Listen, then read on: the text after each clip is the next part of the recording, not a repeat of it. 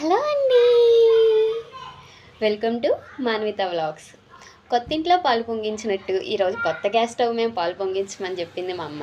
కొత్త gas stove ప్రతిష్టాపించేసి మొత్తానికి పాలు అయితే సక్సెస్ఫుల్గా పొంగించేశాను. ఇంకా అమ్మ జల్దీ జల్దీ కట్నం డబ్బులు అందుకో అమ్మ అంటే ఇచ్చాను కదా, కట్నం డబ్బులు ఇవ్వా. ఇళ్ళకి పండుగ అయిపోయిందా, పాలు పొంగించగల సంబరం అయిపోయిందా, ఆ పాలతో స్వీట్ ఏం చెయ్యి, అప్పుడు ఇస్తా.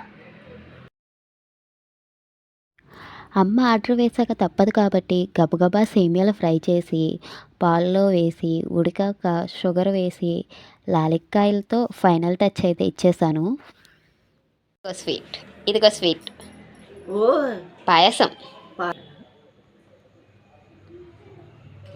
సూపర్ ఉంది. సూపర్ ఉంది కాదు, కట్నం డబ్బులు ఇవ్వాలి. ఏంటి, పాలు పొంగించినందుకు కట్నం డబ్బులు ఇవ్వాలా? మరి ఆడపిల్ల పాలు పొంగించినందుకు కట్నం డబ్బులు ఇవ్వరా? కట్నం డబ్బులు తీసుకో. ఏంటిది? కట్నం డబ్బులు, కట్నం డబ్బులు. అరే ఏంట్రా ఇది, ఈ దౌర్జన్యం ఏంట్రా?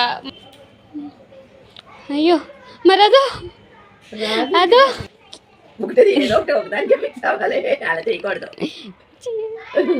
తీసుకో. ఇది కూడా తీసుకోకపోతే ఉన్నది పాయే ఉంచుకున్నది పాయే అన్నట్టుంది నా పరిస్థితి. అందుకే ఇచ్చిందే మహాప్రసాదం అని కళ్ళకద్దుకొని తీసేసుకున్నాను. ఇక్కడితో టాటా, బాయ్ బాయ్.